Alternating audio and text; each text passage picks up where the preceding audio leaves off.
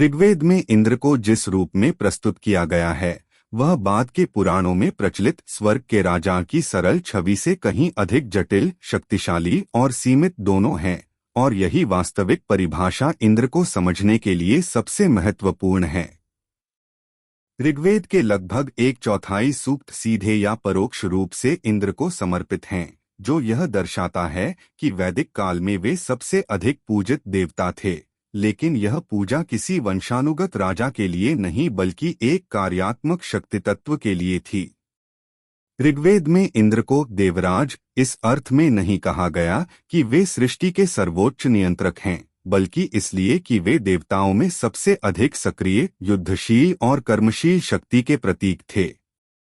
उन्हें मुख्य रूप से वज्रधारी कहा गया है, जो वज्र कोई साधारण हथियार नहीं बल्कि प्राकृतिक और चेतन शक्ति का प्रतीक है, बिजली, गर्जना, वर्षा और ऊर्जा का एकीकृत रूप। इंद्र का सबसे प्रमुख कार्य ऋग्वेद में वृत्रवध है, जहां वृत्र को केवल एक असुर या दैत्य नहीं बल्कि अवरोध, जड़ता और अवरुद्ध चेतना का प्रतीक माना गया है, और इंद्र उस शक्ति का प्रतिनिधित्व करते हैं जो अवरोध को तोड़कर प्रवाह को मुक्त करती है। इसीलिए ऋग्वेद में इंद्र को वर्षा लाने वाला, नदियों को मुक्त करने वाला और भूमि को उर्वर बनाने वाला कहा गया है। यहाँ राजा शब्द का अर्थ शासन करना नहीं बल्कि संचालन करना है, प्रकृति की शक्तियों को गतिशील रखना। ऋग्वेद यह भी स्पष्ट करता है कि इंद्र की शक्ति स्थायी नहीं है बल्कि सोमपान, यज्ञ और देवताओं के सहयोग से बढ़ती है, जिससे यह सिद्ध होता है कि इंद्र स्वयं भी एक नियमबद्ध तंत्र के अंतर्गत कार्य करते हैं, न कि उस तंत्र से ऊपर। वे भय, क्रोध और असुरक्षा जैसे भावों से युक्त दिखाए गए हैं, जो यह संकेत देता है कि वे पूर्णतः सिद्ध या सर्वज्ञ देवता नहीं हैं। ऋग्वेद में इंद्र बार बार ऋषियों से शक्ति और स्तुति की अपेक्षा करते हैं, क्योंकि उनकी सत्ता मानवीय कर्म और यज्ञ से पोषित होती है। यही कारण है कि इंद्र को सबसे शक्तिशाली होते हुए भी सबसे निर्भर देवता कहा जा सकता है। वे ब्रह्मा या विष्णु की तरह सृष्टि नियमों के निर्माता नहीं हैं, बल्कि उन नियमों के भीतर कार्य करने वाले प्रधान कार्यकारी बल हैं। इस वैदिक परिभाषा में इंद्र का महत्व उनके सिंहासन में नहीं बल्कि उनकी भूमिका में है। वे परिवर्तन के देवता हैं, संघर्ष के देवता हैं और उस चेतना के प्रतीक हैं जो स्थिरता को तोड़कर गति लाती है। इसलिए ऋग्वेद में इंद्र का राजा होना किसी शाश्वत सर्वोच्चता का प्रमाण नहीं, बल्कि यह दिखाता है कि वैदिक परंपरा में शक्ति को पद से नहीं, कार्य और प्रभाव से आंका जाता था, और यही आधार आगे चलकर इंद्र के पतन और सीमाओं को समझने का मार्ग खोलता है।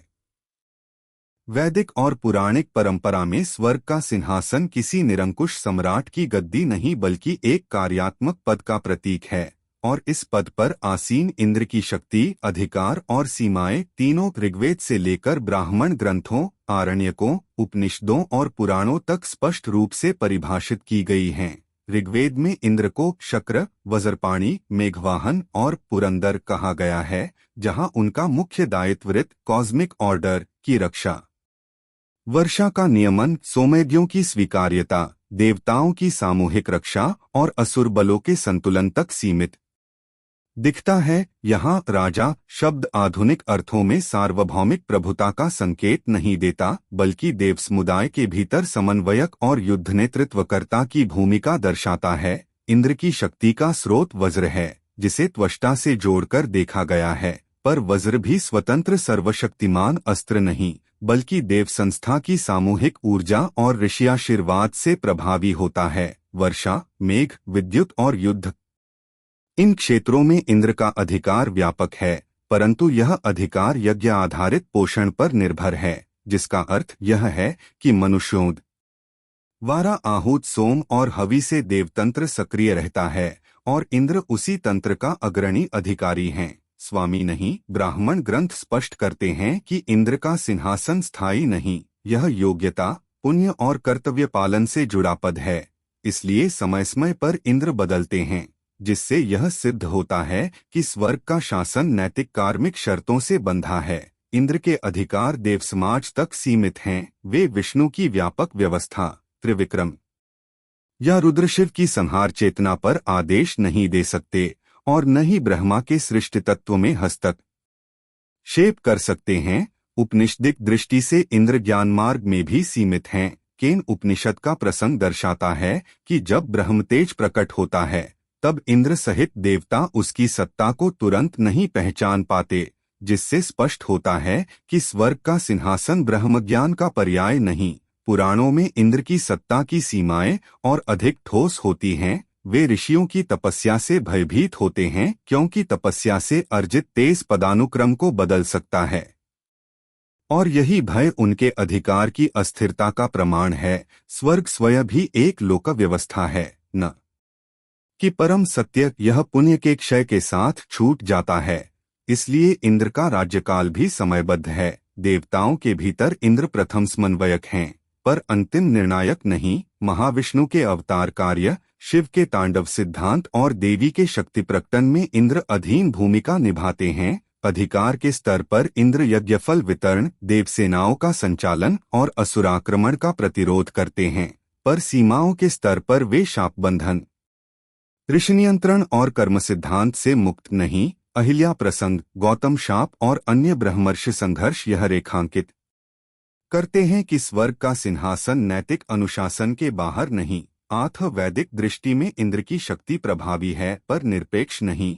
उनका अधिकार सशर्त है पर स्वायत्त नहीं, और उनकी सीमाएं स्वयं शास्त्रों द्वारा निर्धारित हैं। यही कारण है कि इंद्र का पद देवताओं का सर्वोच्च दिखते हुए भी अंतः धर्म, ऋत और ब्रह्मतत्व के अधीन रहता है, जिससे यह सिद्ध होता है कि स्वर्ग का सिंहासन वैदिक परंपरा में शक्ति का प्रदर्शन नहीं, बल्कि कर्तव्य नियंत्रित प्रशासन का प्रतीक है।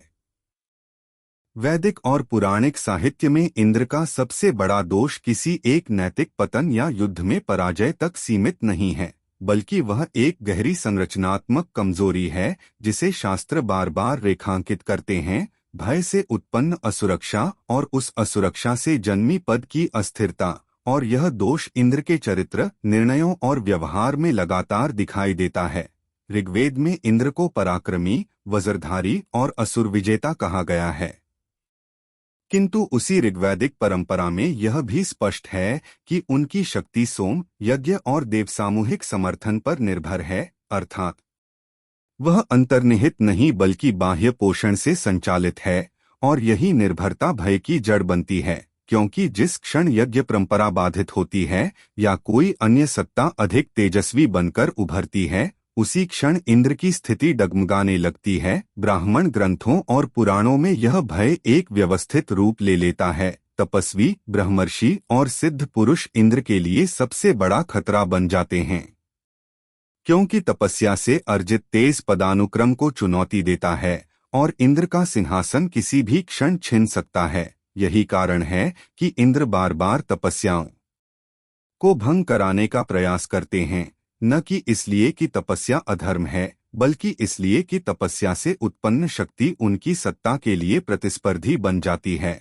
यह असुरक्षा उन्हें नैतिक रूप से कमजोर निर्णयों की ओर ले जाती है, जहां वे छल, प्रलोभन और हस्तक्षेप का सहारा लेते हैं, और यही व्यवहार शास्त्रों में उनके पतन का कारण बनता है। अहिल्यागौतम प्रसंग केवल एक नैतिक कथा नहीं बल्कि सत्ताभय का दार्शनिक उदाहरण है, जहां पद की रक्षा के लिए किया गया कर्म स्वयं पद को और अधिक अस्थिर कर देता है। पुराण यह स्पष्ट करते हैं कि इंद्र का भय असुरों से कम और ऋषियों से अधिक है, क्योंकि असुर युद्ध से जीते जा सकते हैं, पर ऋषि का शाप कर्म सिद्धांत से बंधा होता है और उसे कोई वज्र नहीं रोक सकता। इंद्र की असुरक्षा का एक बड़ा कारण यह भी है कि उनका पद स्थायी नहीं, हर मनवंतर में इंद्र बदलते हैं, और यह ज्ञान स्वयं इंद्र को भी है, जिससे उनके निर्णय दीर्घकालिक धर्म की बजाय तात्कालिक सत्ता संरक्षण पर केंद्रित हो जाते हैं। विष्णु और शिव की तुलना में यह अंतर और स्पष्ट होता है। विष्णु को अपने पद के खोने का भय नहीं, क्योंकि वे पद नहीं बल्कि धर्म संतुलन का सिद्धांत हैं। शिव को सत्ता का लोभ नहीं, क्योंकि वे सत्तारहित चेतना हैं, जबकि इंद्र एक प्रशासनिक पद हैं और पद का स्वभाव ही अस्थिर होता है। यही अस्थिरता उन्हें लगातार आत्मरक्षा की मनोवृत्ति में रखती है, जहां हर नया तपस्वी, हर बढ़ता यज्ञ, हर उभरता तेज एक संभावित खतरा बन जाता है। पुराणों में बार बार यह दिखाया गया है कि इंद्र का भय अंततः स्वयं सिद्ध होता है। जिस तपस्या को वे रोकना चाहते हैं वही और अधिक शक्तिशाली बनकर उभरती है, और जिस पद को वे बचाना चाहते हैं वही उनके कर मुंह से कमजोर पड़ता है। इस प्रकार इंद्र का सबसे बड़ा दोष किसी एक घटना या चरित्र त्रुटि में नहीं, बल्कि उस संरचनात्मक सत्य में निहित है कि जो सत्ता यज्ञ, पुण्य और बाहरी समर्थन पर टिकी हो वह भीतर से असुरक्षित रहती है, और वही असुरक्षा भय को जन्म देती है। भय अनैतिक निर्णयों को, और वे निर्णय अंतः पद की अस्थिरता को। यही कारण है कि वैदिक दृष्टि में इंद्र का पतन किसी षड्यंत्र का परिणाम नहीं, बल्कि स्वयं सत्ता आधारित चेतना की अपरिपक्वता का स्वाभाविक निष्कर्ष है, जो यह सिखाता है कि जहां शक्ति स्थायी नहीं होती वहां भय स्थायी हो जाता है, और जहां भय शासन करता है वहां पतन केवल समय की प्रतीक्षा करता है। वैदिक और पुराणिक ग्रंथों में इंद्र और ऋषियों के बीच बार बार होने वाला संघर्ष किसी व्यक्तिगत शत्रुता या आकस्मिक घटनाओं की श्रृंखला नहीं है, बल्कि यह देवशासन और ब्रह्मर्षि चेतना के बीच मौजूद एक गहरे दार्शनिक और संरचनात्मक तनाव को उजागर करता है, जहां एक ओर इंद्र यज्ञ आधारित, पदाश्रित और समयबद्ध सत्ता के प्रतिनिधि हैं, वहीं दूसरी ओर ब्रह्मर्षि तपस्या, ज्ञान और आत्म साक्षात्कार से उत्पन्न उस शक्ति के प्रतीक हैं जो पद, लोक और काल तीनों से ऊपर मानी जाती है।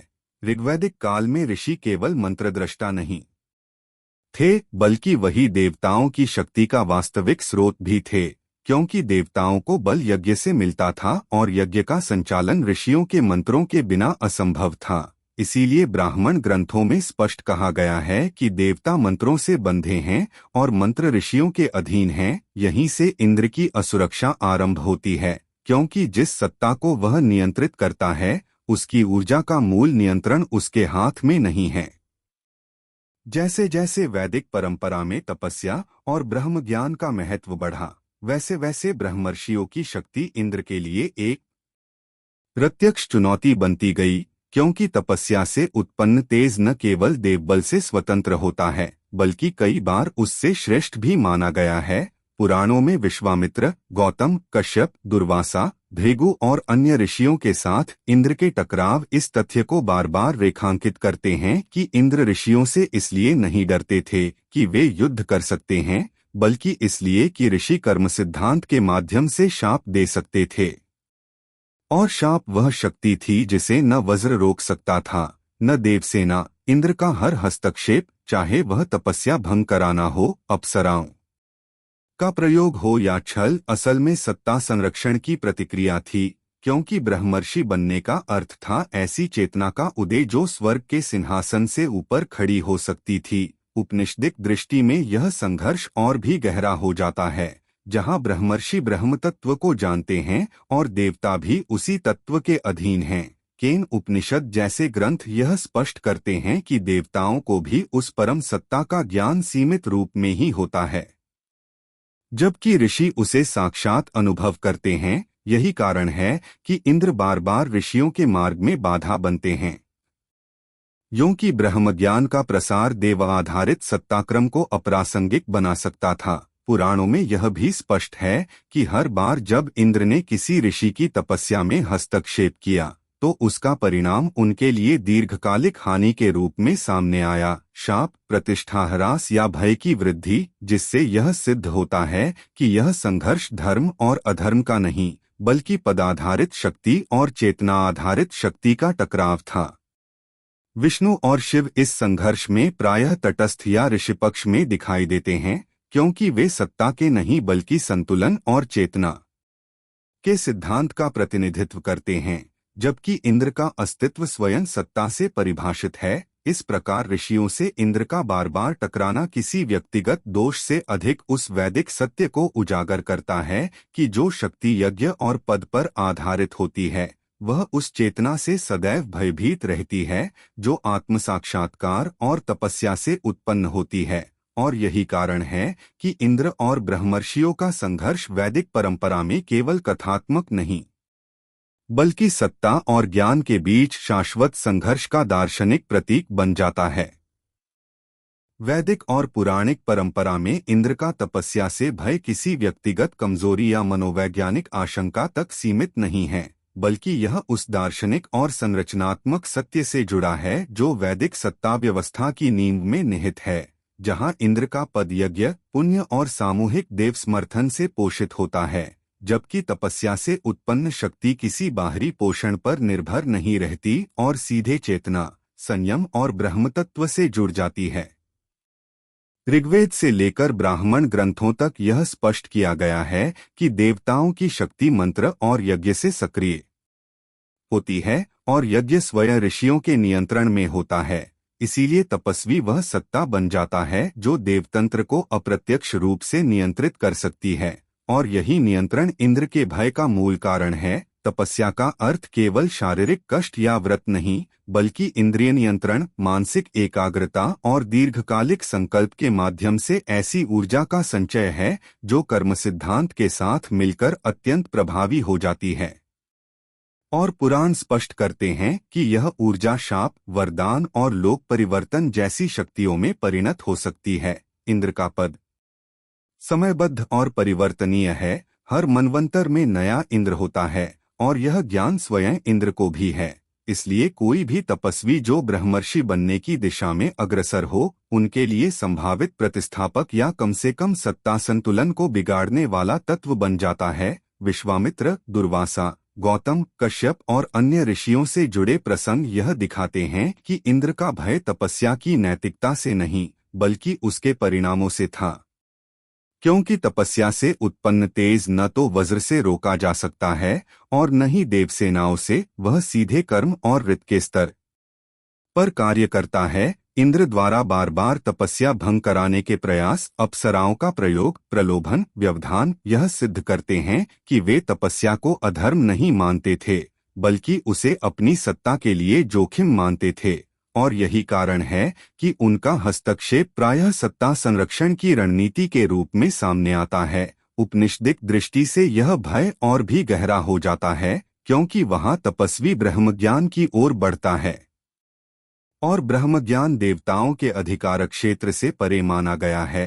केन उपनिषद जैसे ग्रंथ यह स्पष्ट करते हैं कि देवता भी ब्रह्मतेज को पूर्णतः नहीं पहचान पाते, जबकि ऋषि उसका साक्षात अनुभव कर सकते हैं, जिससे देवाधारित पदानुक्रम अप्रासंगिक हो सकता है। पुराण यह भी बताते हैं कि हर बार जब इंद्र ने तपस्या में हस्तक्षेप किया तो परिणाम उनके लिए दीर्घकालिक रूप से नकारात्मक रहे। शाप, प्रतिष्ठा ह्रास या भय की वृद्धि, जो यह दर्शाता है कि तपस्या का डर तात्कालिक लाभ दे सकता है पर दीर्घकाल में सत्ता को और अधिक अस्थिर करता है। विष्णु और शिव के साथ तुलना करने पर यह अंतर और स्पष्ट होता है, क्योंकि विष्णु तपस्या से भयभीत नहीं होते, वे उसे धर्म संतुलन का साधन मानते हैं, और शिव स्वयं तपस्या के अधिष्ठाता हैं, जबकि इंद्र का अस्तित्व ही प्रशासनिक पद से जुड़ा है और पदाधारित सत्ता स्वभावतः उस चेतना से डरती है जो पद से मुक्त हो। इस प्रकार इंद्र का हर तपस्वी से भय किसी एक कथा का परिणाम नहीं, बल्कि वैदिक दर्शन का वह केंद्रीय बिंदु है जो यह सिखाता है कि जहाँ शक्ति बाहरी साधनों से संचालित होती है, वहाँ आंतरिक साधना सबसे बड़ा खतरा बन जाती है। और यही कारण है कि इंद्र के पतन की कथा में तपस्या केवल आध्यात्मिक अभ्यास नहीं, बल्कि सत्ता संरचना को चुनौती देने वाली सबसे प्रभावी शक्ति के रूप में उभरती है। वैदिक पुराणिक परंपरा में इंद्र के पतन की सबसे निर्णायक और सिद्धांतात्मक घटना गौतम ऋषि, अहिल्या और शाप के प्रसंग के रूप में सामने आती है, जिसे केवल नैतिक विचलन की कथा मान लेना शास्त्रीय दृष्टि से अपूर्ण होगा, क्योंकि यह प्रसंग वास्तव में सत्ता आधारित देव व्यवस्था और तपस्या आधारित ऋषि व्यवस्था के टकराव, कर्म सिद्धांत की अपरिहार्यता और शाप को वैदिक न्याय के उपकरण के रूप में स्थापित करता है। गौतम ऋषि वैदिक परंपरा में ब्रह्मर्षि माने जाते हैं, जिनकी तपस्या और संयम उन्हें उस चेतना स्तर तक ले जाती है जहां उनका वचन ऋत के साथ संरेखित हो जाता है, और जब वचन ऋत से जुड़ जाता है तो वही शाप के रूप में कार्य करता है। यह कोई भावनात्मक दंड नहीं, बल्कि कर्मन्याय की सक्रिय अभिव्यक्ति है। अहिल्या का प्रसंग इसी संदर्भ में समझा जाना चाहिए, जहां इंद्र का आचरण केवल व्यक्तिगत कामना से प्रेरित नहीं, बल्कि पद सुरक्षा की मानसिकता से जुड़ा दिखता है।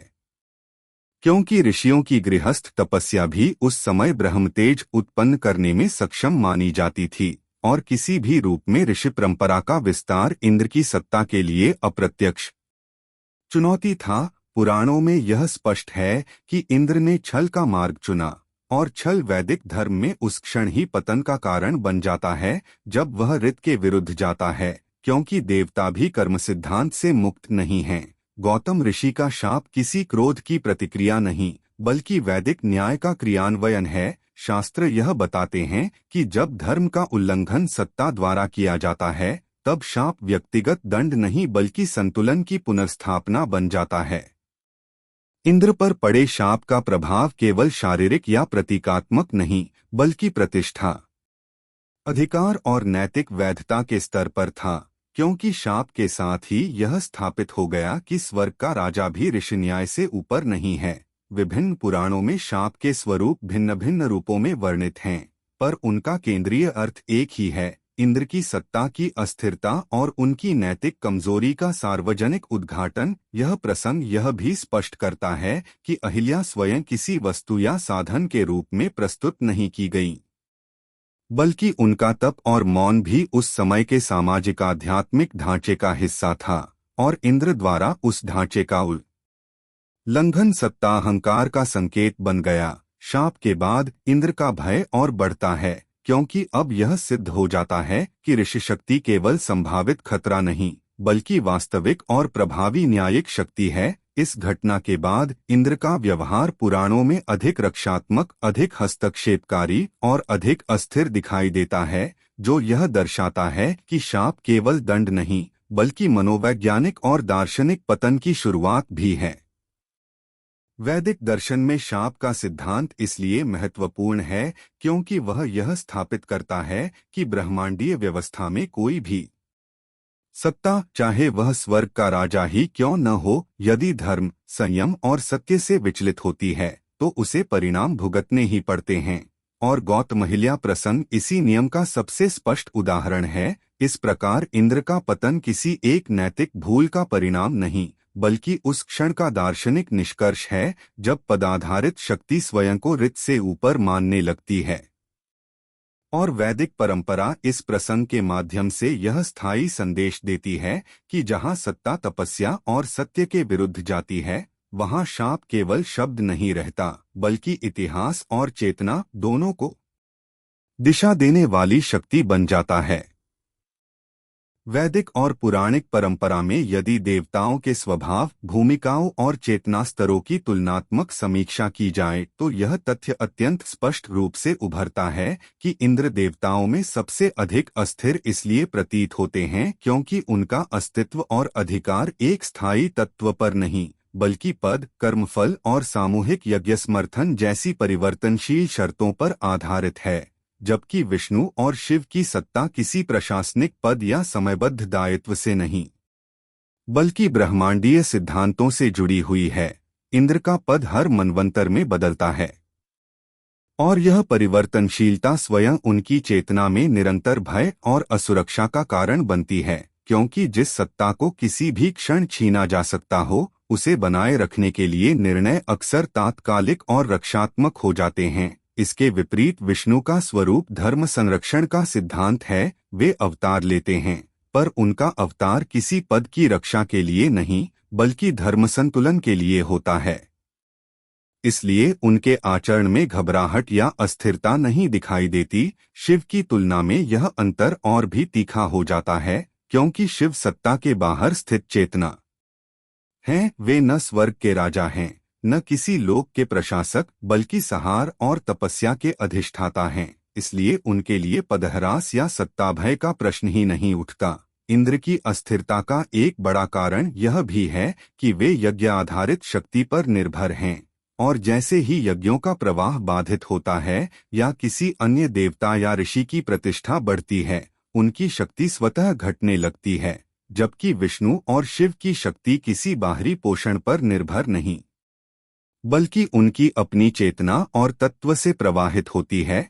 पुराणों में बार बार यह दिखाया गया है कि इंद्र निर्णय लेते समय ऋषियों, तपस्वियों और उभरती शक्तियों से भयभीत रहते हैं, जबकि विष्णु ऐसे प्रसंगों में मार्गदर्शक या संतुलक की भूमिका निभाते हैं और शिव अक्सर तपस्या या मौन के माध्यम से स्थिति को स्वाभाविक रूप से परिपक्व होने देते हैं। नैतिक स्तर पर भी इंद्र की अस्थिरता अधिक स्पष्ट है, क्योंकि सत्ता संरक्षण के लिए वे छल, हस्तक्षेप और नियम उल्लंघन का सहारा लेते दिखाई देते हैं, जबकि विष्णु धर्म के उल्लंघन की स्थिति में ही हस्तक्षेप करते हैं और शिव नियमों के परे स्थित होकर भी ऋत के विरुद्ध नहीं जाते। उपनिषदिक दृष्टि से यह अस्थिरता ज्ञान के स्तर पर भी दिखाई देती है। देवताओं को ब्रह्मतेज का पूर्ण ज्ञान नहीं होता, और केन उपनिषद जैसे ग्रंथ यह दर्शाते हैं कि इंद्र उस ज्ञान की खोज तो करते हैं, पर वह ज्ञान उन्हें सहज रूप से उपलब्ध नहीं,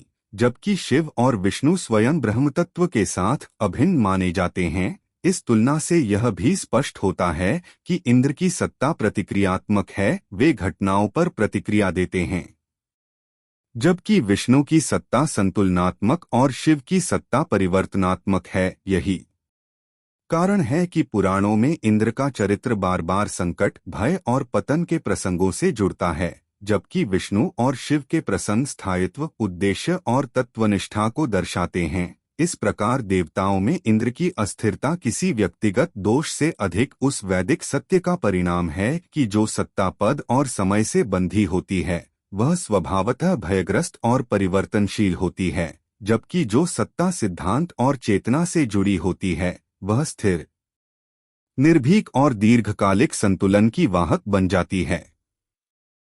वैदिक परंपरा में इंद्र की सत्ता को समझने के लिए यह स्वीकार करना अनिवार्य है कि वह स्वायत्त, आत्मनिर्भर या निरपेक्ष शक्ति नहीं थी, बल्कि यज्ञ आधारित एक कार्यात्मक व्यवस्था का शीर्ष पद थी, और इसी कारण बिना यज्ञ इंद्र की शक्ति क्षीण हो जाती थी। यह कोई प्रतीकात्मक विचार नहीं, बल्कि ऋग्वेद, ब्राह्मण ग्रंथों और पुराणों में स्पष्ट रूप से प्रतिपादित एक संरचनात्मक सिद्धांत है।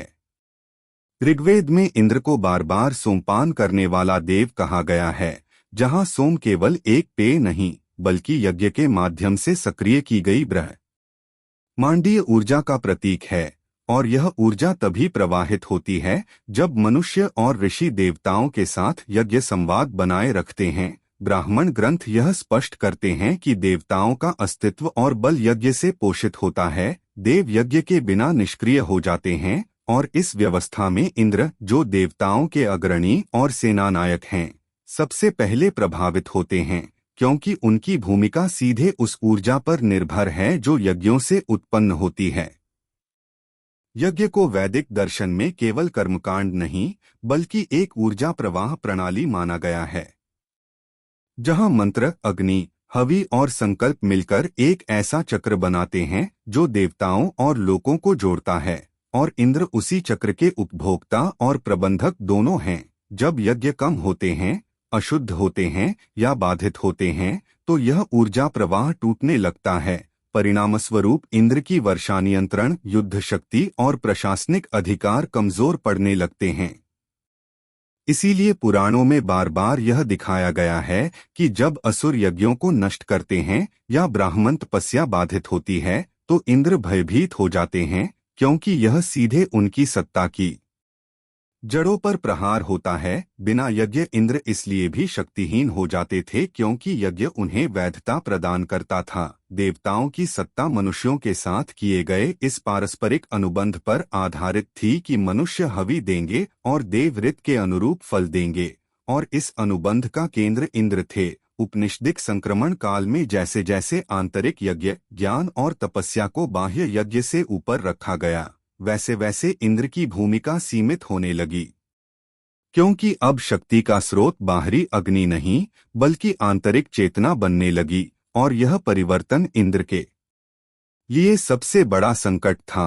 पुराणों में इंद्र का यज्ञों पर अत्यधिक ध्यान देना, यज्ञ भंग से भय और तपस्वियों से संघर्ष सब इसी तथ्य के परिणाम हैं कि यदि यज्ञ व्यवस्था बदल गई या अप्रासंगिक हो गई तो इंद्र का पद भी स्वतः कमजोर पड़ जाएगा। विष्णु और शिव की तुलना में यह निर्भरता और स्पष्ट हो जाती है, क्योंकि विष्णु यज्ञ के अधिष्ठाता होते हुए भी उस पर निर्भर नहीं हैं और शिव यज्ञ से बाहर स्थित चेतना हैं, जबकि इंद्र यज्ञ के भीतर बंधे हुए हैं। इस प्रकार वैदिक दृष्टि में बिना यज्ञ इंद्र का शक्तिहीन होना कोई दोष नहीं, बल्कि उस व्यवस्था का स्वाभाविक परिणाम है जिसमें उनकी सत्ता को जानबूझकर सीमित और नियंत्रित रखा गया था, ताकि कोई भी देवता निरंकुश न हो सके। और यही कारण है कि इंद्र का पतन किसी एक घटना से नहीं, बल्कि यज्ञ आधारित सत्ता के ऐतिहासिक और दार्शनिक क्षरण से जुड़ा हुआ दिखाई देता है।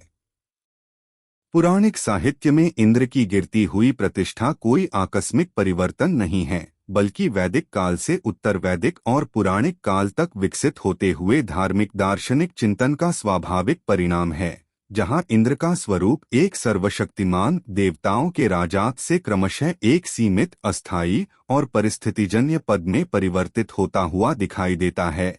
ऋग्वेद में इंद्र सर्वोच्च योद्धा, वज्रधारी और मेघों को विदीर्ण कर वर्षा लाने वाले देवता हैं, परंतु जैसे जैसे ब्राह्मण ग्रंथों और पुराणों में धर्म, कर्म और भक्ति के सिद्धांत अधिक सुस्पष्ट होते जाते हैं, वैसे वैसे इंद्र की भूमिका भी पुनर्परिभाषित होती जाती है। पुराण स्पष्ट करते हैं कि इंद्र का पद मनवंतर के अनुसार बदलता रहता है, अर्थात वे न शाश्वत हैं न अपरिवर्तनीय, और यही तथ्य उनकी प्रतिष्ठा को एक दैवी सत्ता से घटाकर एक प्रशासनिक भूमिका में सीमित कर देता है। विष्णु पुराण, भागवत पुराण और अन्य ग्रंथों में इंद्र बार बार भयभीत, असुरों से पराजित, ऋषियों के शाप से ग्रस्त और विष्णु की शरण में जाते हुए दिखाई देते हैं, जो यह संकेत देता है कि अब वे निर्णायक सत्ता नहीं, बल्कि संरक्षण की याचना करने वाले पात्र बन चुके हैं। पुराणों में देवताओं का केंद्र धीरे धीरे इंद्र से हटकर विष्णु की ओर स्थानांतरित हो जाता है, जहां विष्णु धर्म के संरक्षक और ब्रह्मांडीय संतुलन के अधिष्ठाता के रूप में स्थापित होते हैं, और इंद्र उनकी व्यवस्था के अंतर्गत कार्य करने वाले अधिकारी मात्र रह जाते हैं।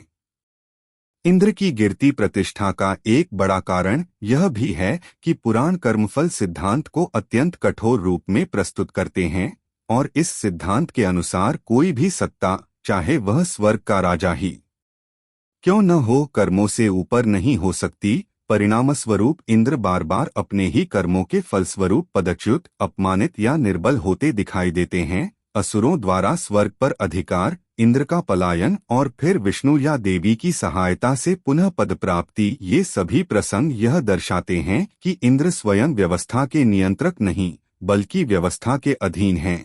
पुराण यह भी स्पष्ट करते हैं कि इंद्र का राज्य स्वर्ग तक सीमित है, और स्वर्ग स्वयं एक अस्थायी लोक है जो पुण्य के क्षय के साथ समाप्त हो जाता है। इसलिए ऐसे लोक का राजा भी स्वाभाविक रूप से अस्थायी ही होगा।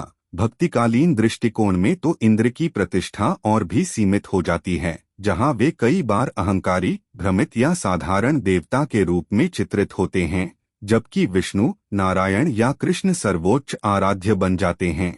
इस प्रक्रिया में इंद्र का पतन किसी व्यक्तिगत अपमान का परिणाम नहीं, बल्कि उस दार्शनिक विकास का संकेत है जहां शक्ति से अधिक महत्व धर्म, भक्ति और ज्ञान को दिया गया।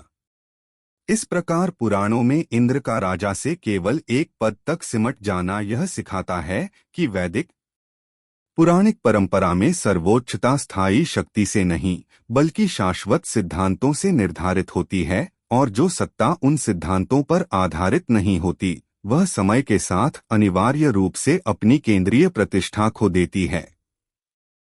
वैदिक और पुराणिक परंपरा में इंद्र का पतन किसी एक देवता की व्यक्तिगत असफलता की कथा नहीं है, बल्कि यह एक सार्वभौमिक वैदिक नियम का दार्शनिक निरूपण है, जो यह स्पष्ट करता है कि शक्ति यदि धर्म से अलग हो जाए, अहंकार यदि कर्तव्य पर हावी हो जाए और पद यदि चेतना से बड़ा मान लिया जाए, तो पतन अपरिहार्य हो जाता है। इंद्र का चरित्र इस नियम का सबसे सजीव उदाहरण इसलिए बनता है क्योंकि उनके पास शक्ति थी, अधिकार था और स्वर्ग का सिंहासन था।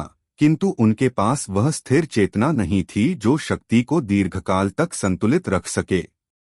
ऋग्वेद में इंद्र को वीर और विजेता के रूप में देखा जाता है, परंतु वही ग्रंथ यह भी संकेत देता है कि उनकी शक्ति सोम, यज्ञ और सामूहिक समर्थन पर आधारित है, अर्थात वह उद्धार की शक्ति है। और वैदिक दर्शन में उद्धार की शक्ति का सबसे बड़ा जोखिम यह है कि उसके साथ अहंकार आ जाए तो उसका स्रोत छिन सकता है। पुराणों में इंद्र का पतन यह सिखाता है कि अहंकार केवल नैतिक दोष नहीं, बल्कि सत्ता के लिए रणनीतिक आत्मघात होता है, क्योंकि अहंकार व्यक्ति को दीर्घकालिक धर्म के स्थान पर तात्कालिक लाभ की ओर धकेल देता है। और यही इंद्र के निर्णयों में बार बार दिखाई देता है। तपस्वियों से भय, ऋषियों में हस्तक्षेप, छल और सत्ता संरक्षण की चिंता। वैदिक नियम यह है कि जो सत्ता धर्म की रक्षा के लिए दी गई हो, यदि वही सत्ता धर्म को नियंत्रित करने का प्रयास करे तो वह अपनी वैधता खो देती है। और इंद्र का पतन इसी क्षण से आरंभ होता है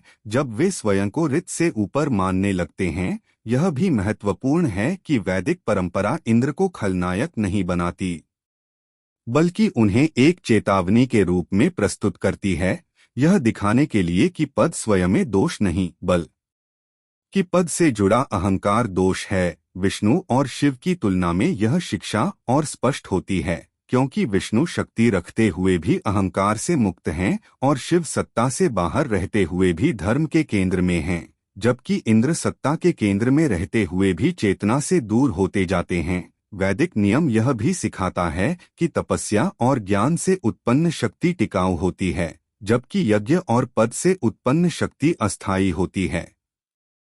और जब अस्थायी शक्ति स्थायी होने का भ्रम पाल लेती है, तभी पतन का बीज बोया जाता है। इंद्र का पतन यह संदेश देता है कि ब्रह्मांड में कोई भी सत्ता कर्म सिद्धांत से ऊपर नहीं, देवता भी नहीं, और यही वैदिक दर्शन की सबसे कठोर लेकिन न्यायपूर्ण विशेषता है।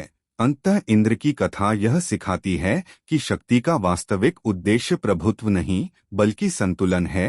अहंकार का परिणाम केवल पतन नहीं, बल्कि चेतना का संकुचन है। और धर्म का नियम यह है कि जो सत्ता स्वयं को अंतिम मान लेती है, उसे समय स्वयं सापेक्ष सिद्ध कर देता है। इस प्रकार इंद्र का पतन केवल अतीत की कथा नहीं, बल्कि हर युग के लिए वैदिक चेतावनी है कि जहां शक्ति धर्म के अधीन रहती है, वहां स्थिरता होती है, और जहां धर्म शक्ति के अधीन हो जाता है, वहां पतन केवल समय का प्रश्न रह जाता है।